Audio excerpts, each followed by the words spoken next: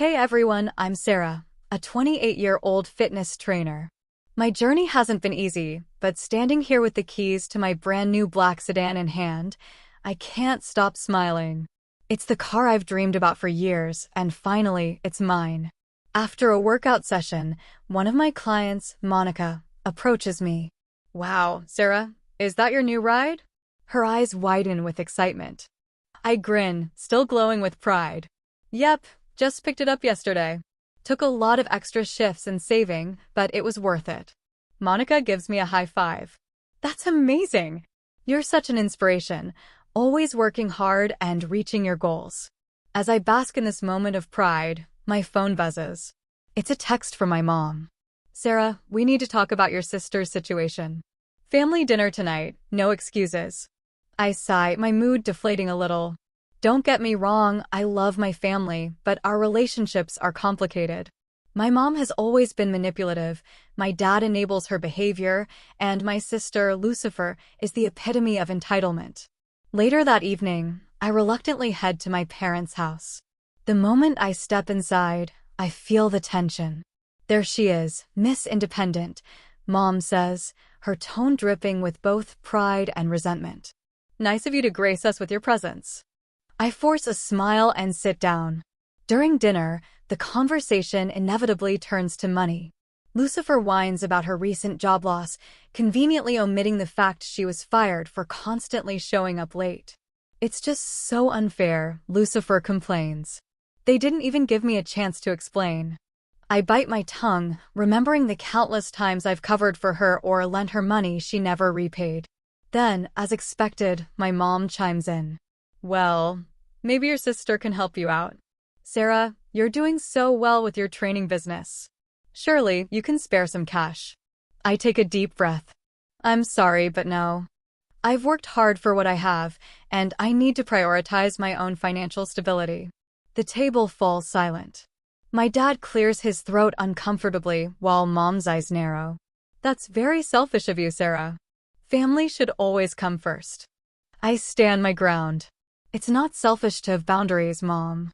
I love you all, but I can't keep bailing everyone out. You need to learn to manage your own finances. A few weeks later, I'm at the gym finishing up with a client when my phone starts buzzing nonstop. It's Lucifer. I ignore it at first, but after the fifth call, I finally pick up. What is it, Lucifer? I ask, trying to keep the irritation out of my voice. I lost my job, she wails. They fired me for no reason. I take a deep breath. I'm sorry to hear that. What happened? Oh, typical corporate BS. They said I was unreliable or whatever. Can you believe it? Anyway, I need to borrow your car for job hunting. I almost dropped my phone. Wait, what? No, Lucifer. I need my car for work. How would I get to my clients? She scoffs. Come on, Sarah, you can take an Uber or something. This is important. I'm sorry, but no. My car isn't up for borrowing. I need it. The line goes dead.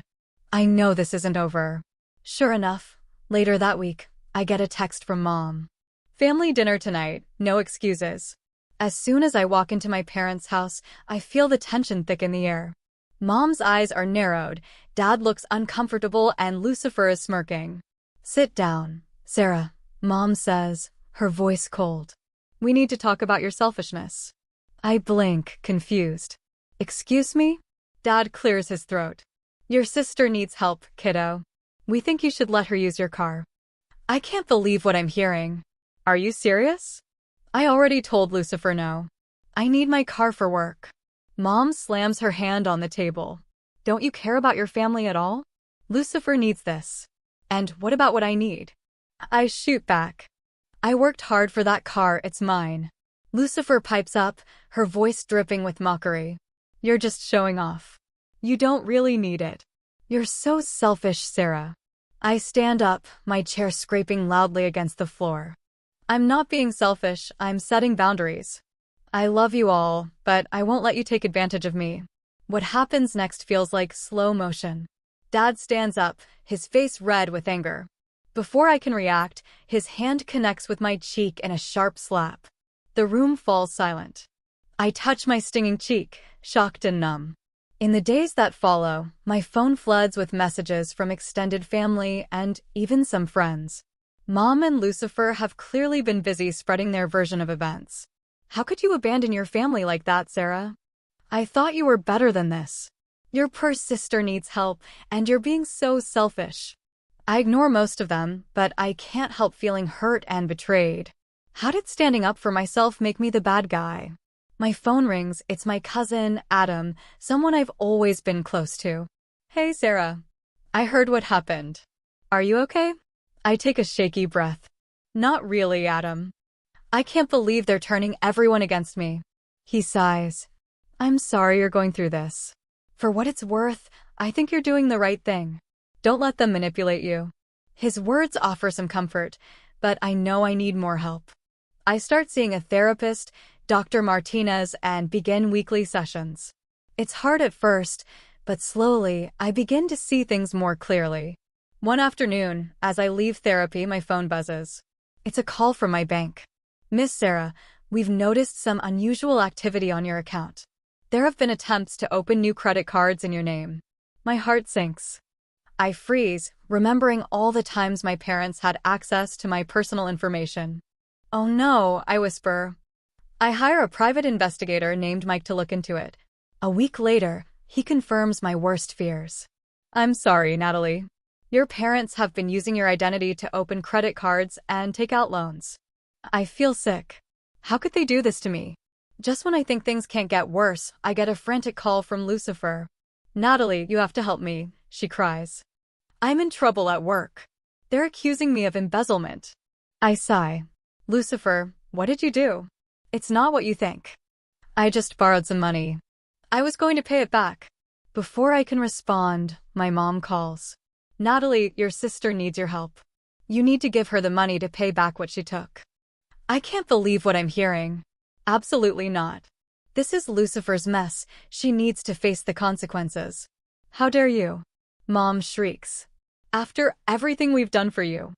I laugh bitterly. You mean like stealing my identity? Yeah, I know about that.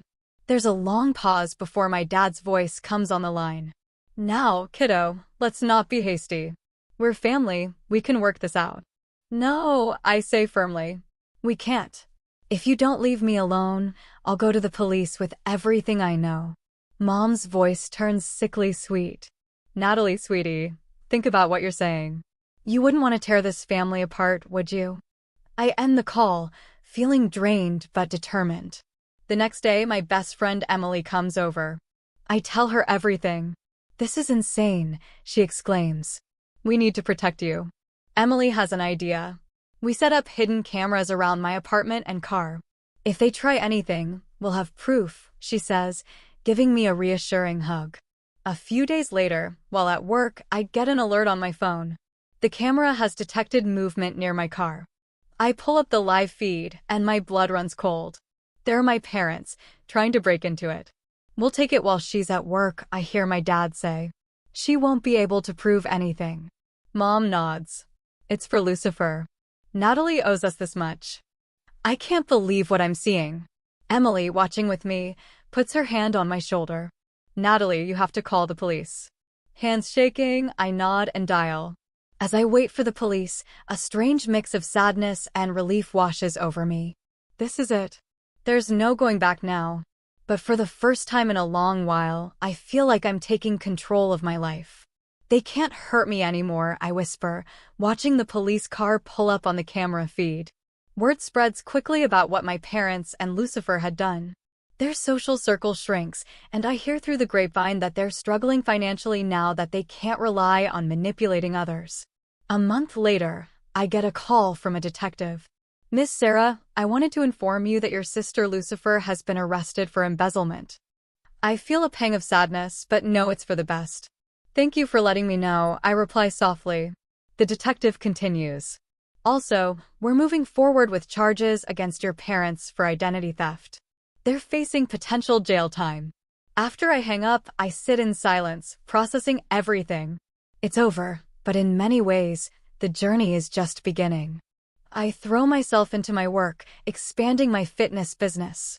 I start offering online classes and even open a small studio. My client base grows, and I find myself busier than ever. One evening, as I'm locking up the studio, a new client, John, approaches me. Natalie, I just wanted to say thanks. Your classes have really changed my life. I smile, warmth filling my chest. That means a lot, John. Thank you. As time passes, I realize I'm building a new kind of family. My clients become friends, and my friends become family. We have potlucks, game nights, and weekend hikes. One night, while cleaning up after a gathering, Emily pulls me aside. Natalie, I'm so proud of you. Look at everything you've accomplished. I nod, a deep sense of peace settling over me. It wasn't easy, but I finally feel free. I've learned that family isn't just about blood, it's about the people who support you, love you, and respect your boundaries.